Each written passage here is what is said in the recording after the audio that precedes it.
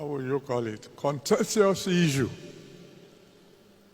that have been causing a lot of arguments here and there in the past is the issue of tithe.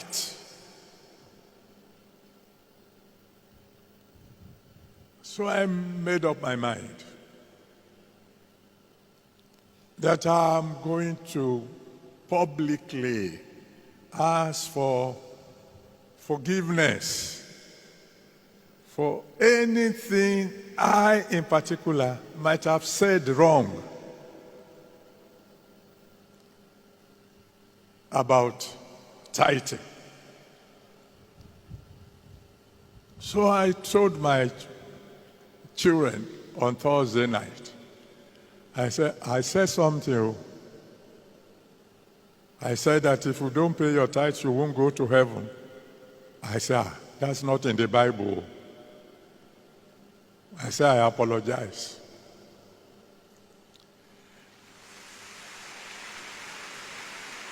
I said, what is in the Bible is that you are to follow peace with all men and holiness, without which no man shall see God. Within an hour, it was already in the internet that Pastor Adeboye says, don't pay tithes. I didn't say that. Fortunately, everything I said is on record. I went forward to tell my people, I say it is wrong to tie you down to 10% at a time when, by the grace of God, you should be far, far, far above 10%. I told them a story, not a new story, a story they have had several times, that several years ago, I went to Tulsa to attend Kenneth Hagin's camp meeting. And they wanted to take an offering for their Bible college. And one man came to the altar together with his wife and asked for permission to speak. And they gave him the microphone. And he said, I beg all of you who are here today, give very well. Because whatever all of you give, that's what my wife and I alone will give. And we were about 17,000 people. What is this man saying? He said, anything all of you put together can give.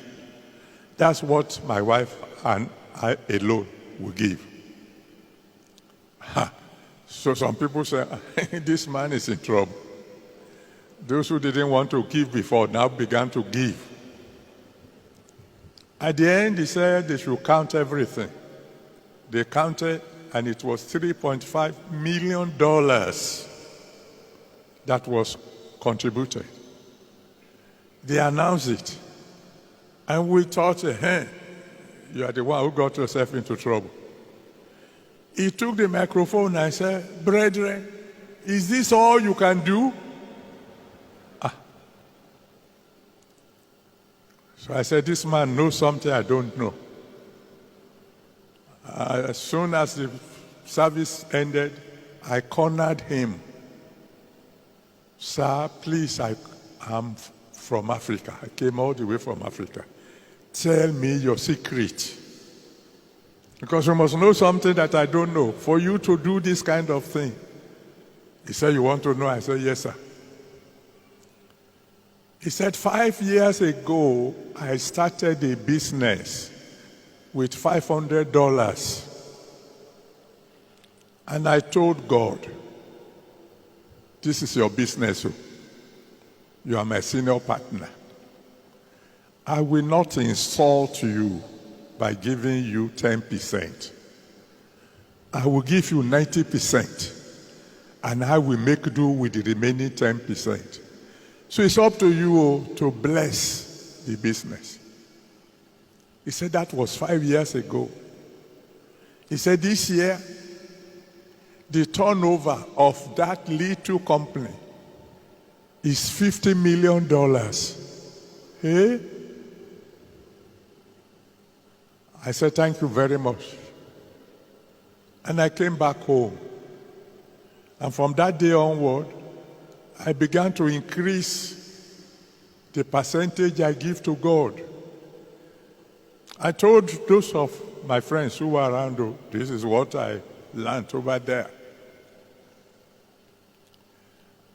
Today, I am not close to 90%, but I'm far from 10%. I'm telling you the story I told my children on Thursday. So I said it is wrong to tie you down to 10% when God would have taken you to a higher percentage. I said at the beginning, when you were just born again, 10% is okay, is the minimum God expects from you. But since then, you should have grown. That as you grow in the Lord, you should grow in praising Him, grow in winning souls, grow in praying, and grow in giving.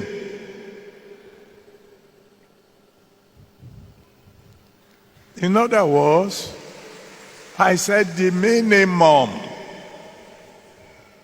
for beginners is what God calls 10%. So I told my young ones, I said, so from now on, begin to increase what you give to God.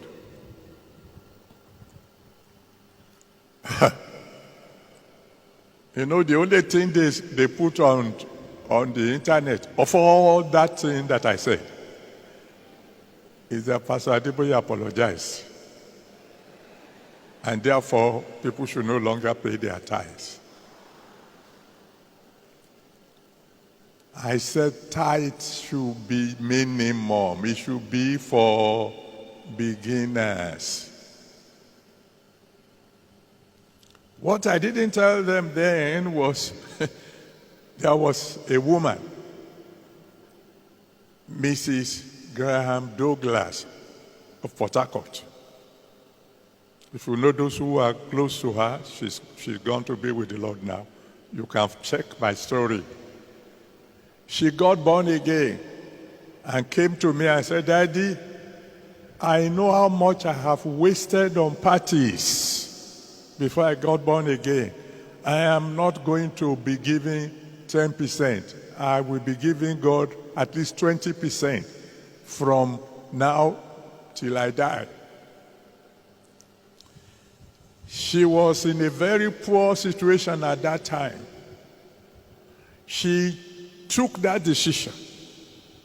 God looked down on her and began to bless her. Before she died, she had become a board member of a very big bank. Because when you trade with God, you will not suffer a loss.